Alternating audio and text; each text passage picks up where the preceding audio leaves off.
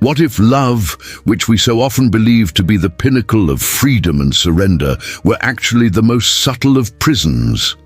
What if, behind eternal vows, promises of fidelity, and the search for our soulmate, there existed only the attempt to control, possess, and mold the other? Nietzsche didn't see love as the sweet and redemptive narrative that culture insists on selling. For him, to love was to desire, but to desire meant to dominate, to encircle, to imprison. As painful as this may sound, perhaps it's the necessary shock to awaken us from the romantic dream that keeps us captive. This isn't an invitation to pessimism, but to lucidity.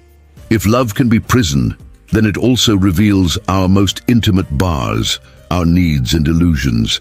To question love is to question oneself, to tear the veil of what we believe to be happiness. Have you ever wondered if you love someone for who they are or for the power they exercise over you? What if every relationship were, in essence, a battlefield of wills? If these reflections disturb your mind and touch your most secret wounds, subscribe to the channel and follow this journey. Nietzsche didn't write to comfort, but to transform. From early on, we're fed the idea that love is the answer to all life's voids. Movies, songs, and books create a seductive narrative where two people meet, complete each other, and live happily ever after. This promise of fullness becomes so strong that we begin to measure our own fulfillment by the presence or absence of great love. But Nietzsche looked at this construction with suspicion, almost with contempt. For him, romantic love was nothing more than a cultural invention, an ornament superimposed on the brutality of human instincts. The notion of soulmate, so common and so rooted in our imagination, is one of the most subtle prisons. By believing there's someone destined to complete us, we transform our life into a desperate search for this ideal. But this search rarely ends in freedom. On the contrary, it makes us hostages to unrealistic expectations. How many people remain in destroyed relationships simply because they believe they've found the right person? How many others feel failed because they haven't yet discovered their supposed perfect match? Nietzsche would say this obsession doesn't arise from true love, but from need and fear of solitude. Romantic love, with its promises of eternity, carries with it the shadow of possession. When we say we love someone, often what we want is to guarantee that this person belongs to us, that they remain under our dominion. The phrase, "You are everything to me," sounds beautiful, but carries poison. It transforms the other into property, into an object of our need. And when that other threatens to escape, we feel the pain not of losing love, but of losing control. Nietzsche perceived that this type of love infantilizes us. Instead of facing life courageously and autonomously, we hide in the idea that a relationship will solve our anguish. We create a fantasy that love will make us complete, when, in truth, it only exposes our incompleteness. The prison isn't only in the bond with the other, but in the illusion we feed within ourselves. A simple example can illustrate this dynamic. Imagine someone who can only feel valued when receiving constant declarations of affection. This person becomes dependent on words and gestures, as if their self-esteem were in the other's hands. Love, in this case, stops being encounter and becomes chain. What should be space for growth becomes emotional captivity. Nietzsche saw this mechanism clearly and warned, "When we love under the logic of romantic myth, we don't love the other, but the image we created of them to protect ourselves from ourselves." The problem isn't only individual, but collective. Society as a whole reinforces the idea that loving is an indispensable condition for happiness. Parties, traditions, popular songs, everything celebrates love as if it were an inevitable destiny. And those who don't love, who choose solitude or simply don't find their match, are seen as incomplete. This social pressure creates even more chains, because it's not enough to deal with our own needs. We must also deal with the world's judgment. Nietzsche denounced this morality that suffocates singularity, transforming each individual into a prisoner of an alien ideal. By unmasking the myth of romantic love, Nietzsche invites us to a painful but liberating confrontation. He forces us to face the possibility that perhaps there isn't a soulmate waiting for us. He challenges us to perceive that love isn't necessarily salvation, but often illusion. And only when we tear this curtain do we begin to see love more realistically, less naively, more consciously. In the end, the question Nietzsche leaves us is disturbing. Do you actually love someone, or do you just love the idea of not being alone? Perhaps the answer to this question is the key to opening the first door of prison. If in the first moment Nietzsche dismantles the myth of romantic love, here he goes even deeper. He shows us that what we call love often is nothing more than disguised desire. And for Nietzsche, desire isn't just attraction or fascination. It's intrinsically linked to the will to power. To desire is to want, and to want is to dominate. Thus, love, far from being an altruistic gesture, can be seen as the most sophisticated form of appropriation. When we say, "I love you," frequently what we're expressing is, "I want you to be mine." This isn't said explicitly, but is implicit in the gaze that traps, in the jealousy that suffocates, in the demand for exclusivity.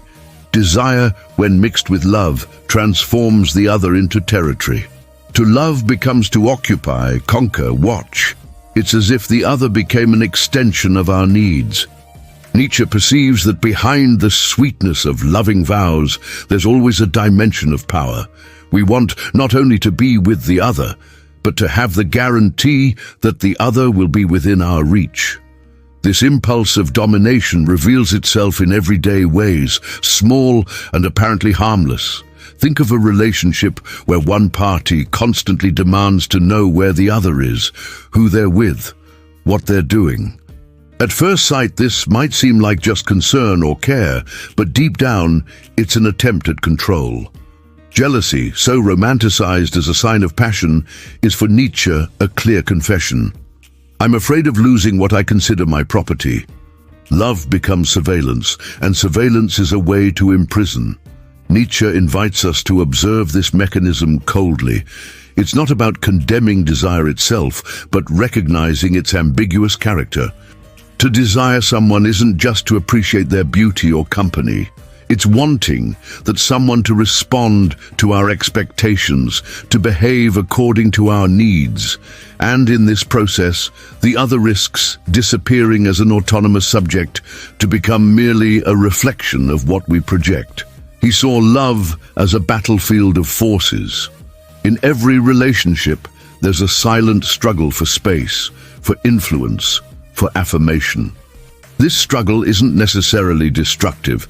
It can even be creative, when both recognize and respect each other's strength. But most of the time, it transforms into a power dispute, where one tries to impose their will and the other resists or submits. Love, then, stops being encounter and becomes conquest. A concrete example can illustrate this logic. Imagine a couple where one partner desires the other to abandon certain friendships, change their way of dressing, or adopt new habits. This can be justified as care or as an attempt to improve the other, but in essence, it's an act of domination. It's the desire to mold the other according to one's own will. Nietzsche would identify there a clear movement of the will to power, transforming the beloved into something closer to what one wants to possess, even if it means suffocating their essence. Love, when confused with desire for possession, creates a double prison. On one side, the one who dominates believes they're securing their happiness, but in truth becomes prisoner of their own need to control. On the other, the one who is dominated may lose their identity, becoming a shadow of themselves. Both are entangled in invisible chains that distance them from freedom and authenticity. Nietzsche didn't believe this dynamic could be completely eliminated because desire is part of life. Human beings are moved by impulses, by wills that seek to affirm themselves. The error isn't in desiring, but in romanticizing desire, in painting it with colors of purity and total surrender. Love, when it disguises its dimension of power, becomes even more dangerous because it deludes us. We think we're living the highest form of connection when, in truth, we're just trapped in a game of domination and submission. But there's a way out, though difficult. Recognizing the nature of this game. Admitting that love isn't innocent, that desire brings with it the shadow of possession, is already a first step to freeing oneself from illusions.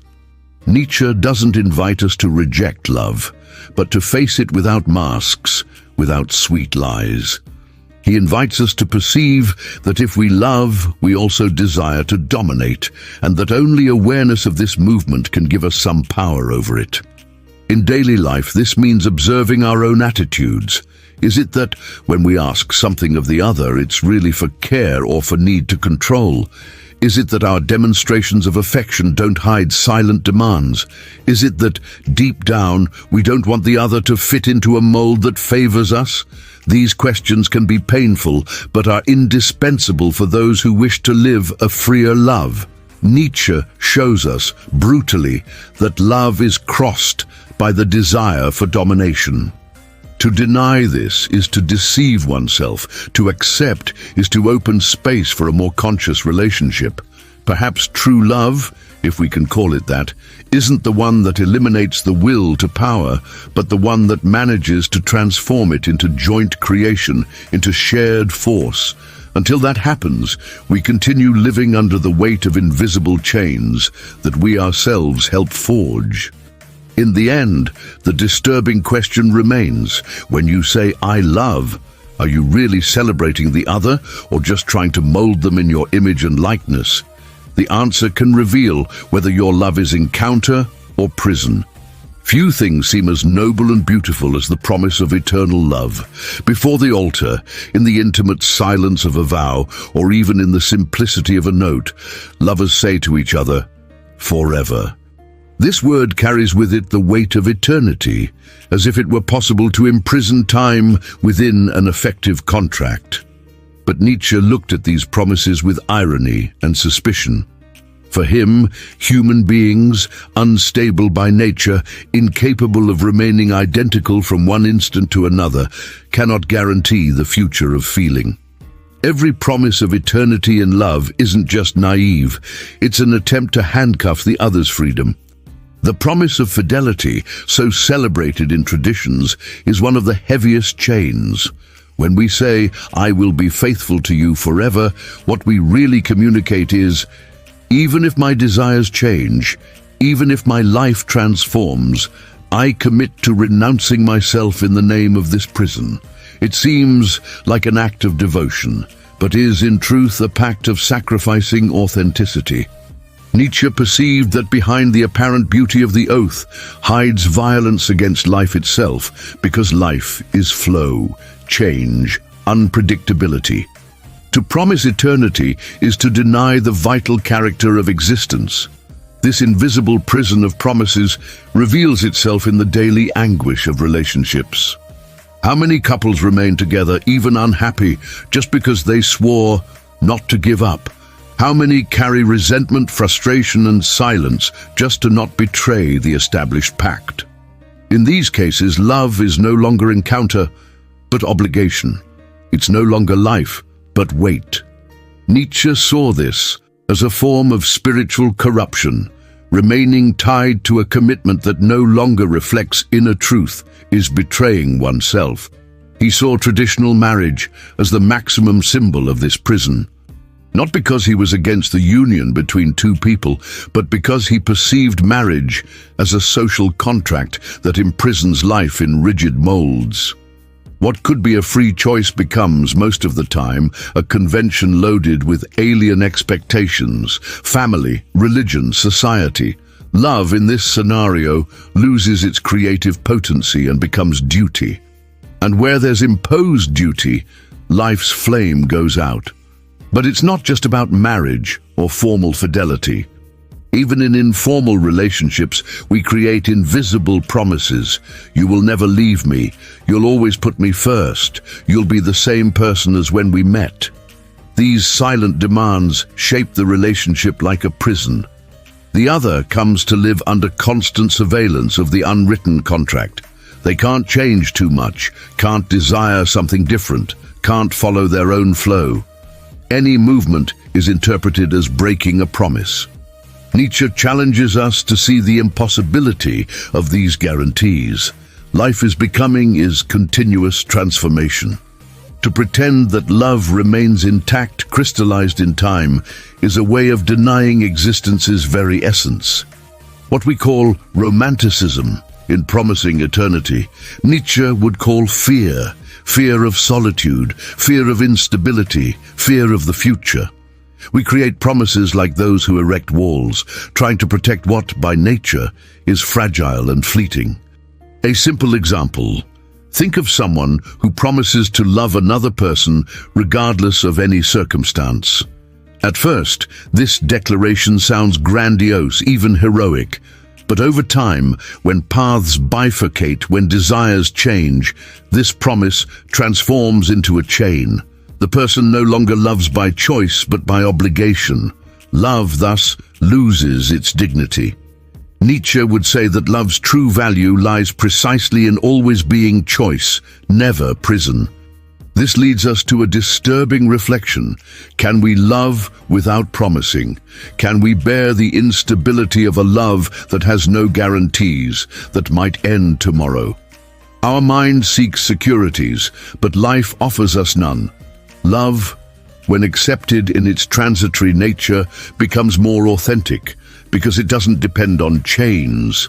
To love, in this sense, is to renew the bond at each instant without the illusion of eternity. It's looking at the other and saying, today I choose to be here, but I don't know about tomorrow. And that's life's beauty. Nietzsche invites us, therefore, to abandon the comfort of promises and face freedom's harshness.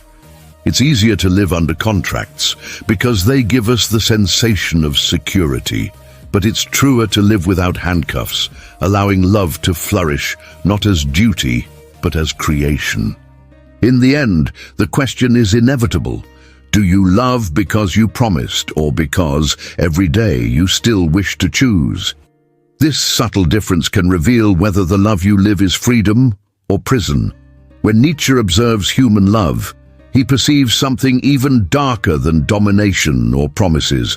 Often love is born not from abundance, but from lack. We don't love because we overflow, but because we feel a void we wish to fill. To love in this sense isn't to give, but to demand. The other transforms into medicine, into crutch, into anesthetic for our most intimate wounds. How many times do we call love the simple fear of being alone? Solitude, which could be space for creation and meeting with oneself, frightens us. So we seek in the other a mirror that returns some value to us, that makes us believe we're important. Nietzsche saw this movement clearly. When we love out of need, we don't actually love the person before us, but the function they fulfill in our lives. The other becomes solution to a problem we don't have courage to face alone. This type of love may even seem intense, but is fragile as glass. It's enough for the other to fail in corresponding to our expectations, and the illusion breaks. Then arise resentment, demands, the sensation of abandonment. Instead of recognizing that our need is personal, we project onto the other the responsibility to heal our pains. Thus, love stops being encounter and transforms into emotional dependence. Nietzsche would see in this a form of spiritual decadence. For him, the strong human being is one who finds value in themselves, who bears the weight of existence without needing to desperately cling to someone. The weakened human being, incapable of sustaining their own solitude, runs to love like one who runs to voluntary prison. The bond becomes an escape, not a free choice. We can see this mechanism in daily life. Think of someone who can only feel worthy when in a relationship. If single, They feel empty, without direction, as if their life had no value. This individual doesn't seek to love, but to be filled. They look in the other for what they can't give themselves: self-esteem, meaning, stability. And when they find someone, they quickly deposit on this partner the impossible task of completing what they lack. It's clear that sooner or later, the weight of this expectation destroys the bond. Nietzsche would say, this love isn't love, but masked necessity. It's like a silent contract. I give you affection, but in exchange you give me security against my solitude. There's no true freedom in this pact because both become dependent. One offers care, the other offers validation, but neither is actually loving. They're just negotiating their needs. This leads us to a painful reflection. Can we love someone without expecting them to save us? Can we look at the other not as filling of our voids, but as companion of our own abundance? Nietzsche believed that only a strong spirit, capable of affirming life in its solitude, could truly love. Love for him should be fruit of life's superabundance, not scarcity. To love out of need is to imprison the other in our own necessities.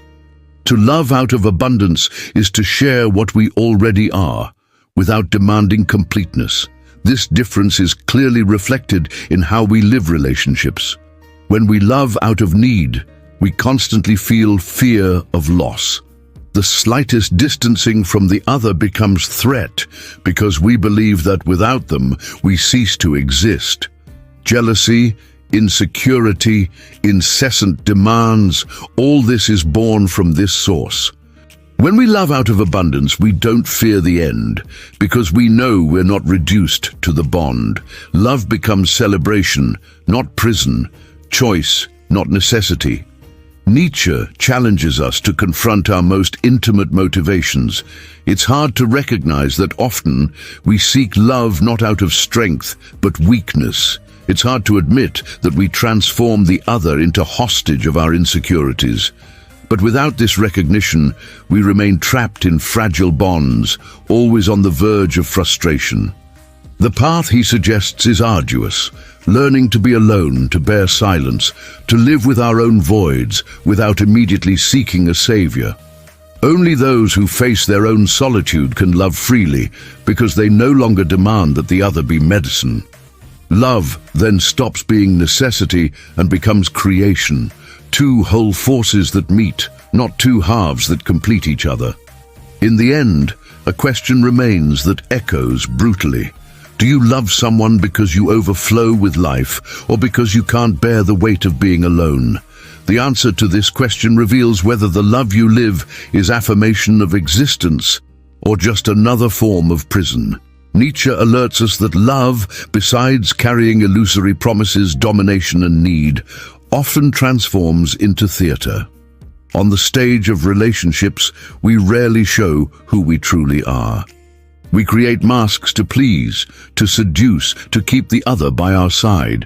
At first, this performance may seem harmless, even charming, but over time, what should be encounter of authenticities becomes just a spectacle where each one represents the role they believe is expected. How many times, in love's name, do we sacrifice our spontaneity? We laugh when we don't want to laugh, agree when we disagree, silence ourselves when we should speak.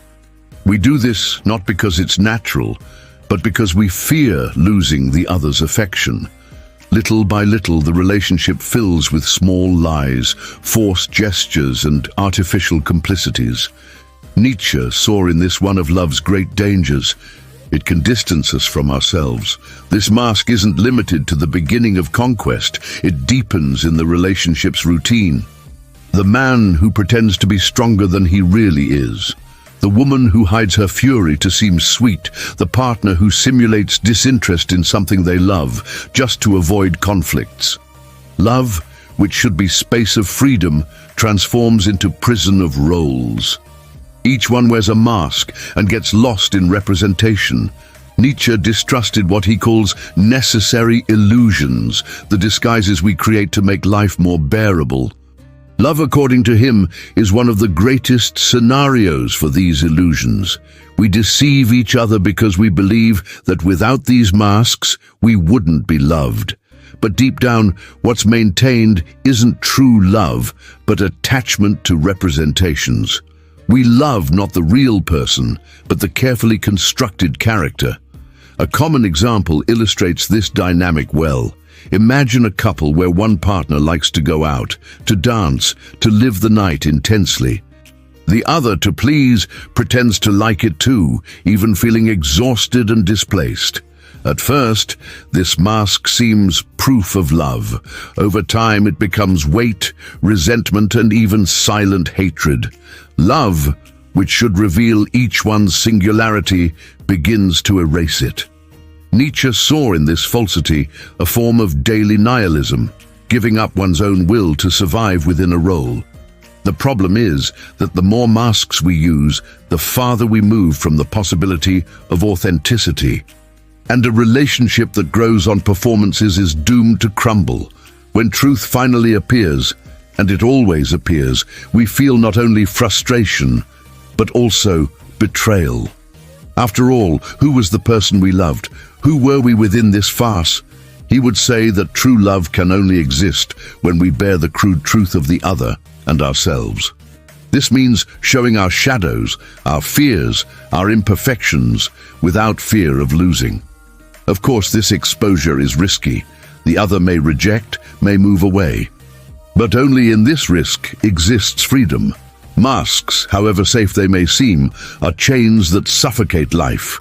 Deep down, the question Nietzsche poses to us is disturbing. Are we really capable of being ourselves before those we love? Or does love always demand some degree of lie to maintain itself? Perhaps the answer lies in recognizing that love, to be creative, needs to be courageous. It's not enough to enchant. One must reveal. It's not enough to represent. One must exist. He invites us to abandon theater and bear truth's nakedness. This doesn't mean abandoning delicacy or care, but rather stopping pretending.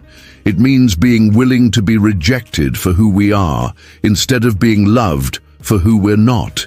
It's a painful path because it exposes our fragilities, but it's also the only path that can transform love from prison into possibility of growth. In daily life, this requires small revolutions, saying what we really think, admitting our desires, confessing our limits. This may shake the relationship, but if the bond resists, it will be more authentic than any illusion. Nietzsche believed that life, to have value, needs to be faced without veils, and this applies to love too. Thus, the game of masks isn't just a harmless dynamic. It's a prison we build together, brick by brick. Freeing oneself from it requires rare courage. The courage to be, even if it costs losing the other, because in the end, loving with a mask isn't loving. It's just representing the longest and most tiring of plays. And Nietzsche leaves us a question that echoes like a blow. Who do you love? The person before you, or the mask they wear to not lose you? After exposing the illusions, chains, and masks that compose human love, Nietzsche doesn't leave us only with ashes. He's not a destroyer for pleasure, but a philosopher who tears veils so we can see deeper possibilities. If love is often prison, it can also become affirmation of life, as long as it's not confused with need, promise, or domination. The love Nietzsche glimpses isn't the love that imprisons, but that which creates. This love isn't born from necessity, but from abundance. It's not fruit of the search for completeness, but of the overflow of a life that already sustains itself. To love, in this sense, isn't asking the other to save us, but celebrating with them the strength we've already found in ourselves. It's the encounter of two affirmative wills, not of two halves seeking completeness. Nietzsche said that to truly love is to have courage to desire the other's eternal return. This means wanting not only moments of pleasure and enchantment, but also their pains, their failures, their finitude.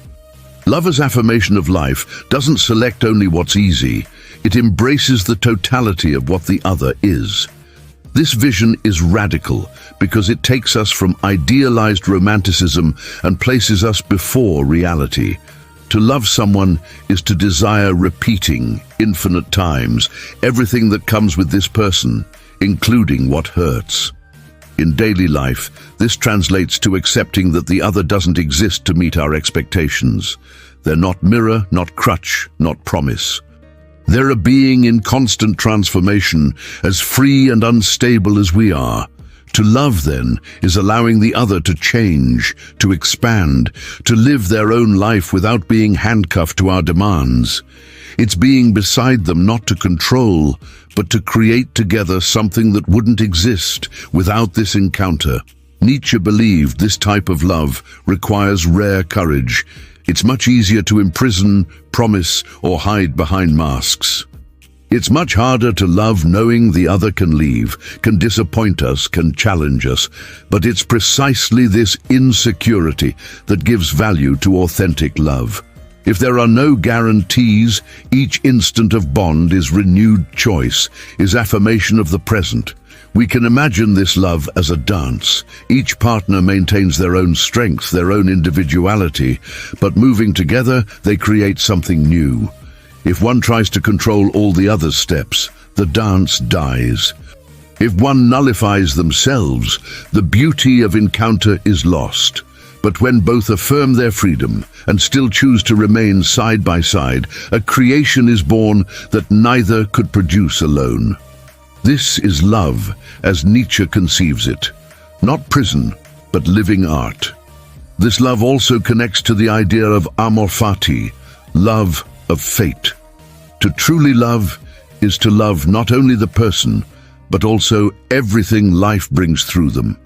It's accepting that love includes pain, loss, challenges, and still saying yes to all of this. It's not about idealizing perfect love, but affirming life as it is, with its contradictions. Nietzsche provokes us to abandon the infantile vision of love as salvation. He challenges us to face love as risk, as combat, as creation. Only thus does it stop being prison and become affirmation. To love, at this level, is an act of greatness, not because it eliminates pain, but because it includes it in life's banquet. In the end, Nietzschean love is invitation to spiritual maturity. It asks us to bear solitude, to face truth, to reject masks and promises. And after all this, if we still choose to love, this love will be free, creative, affirmative. It will be encounter of whole forces, not of fragile halves. And here Nietzsche leaves us the last question, perhaps the most disturbing and liberating.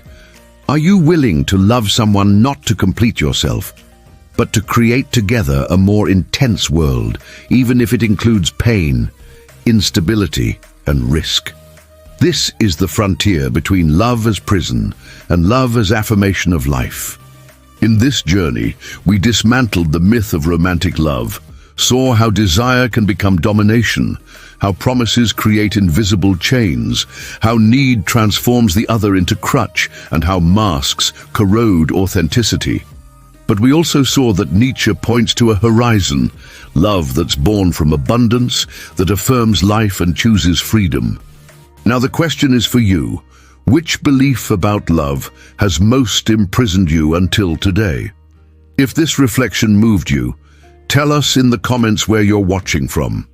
Like this video, subscribe to the channel, and follow us in this community that dares to think beyond illusions. Nietzsche didn't write to comfort us, but to awaken us. And together, we can transform this philosophy into force for our lives.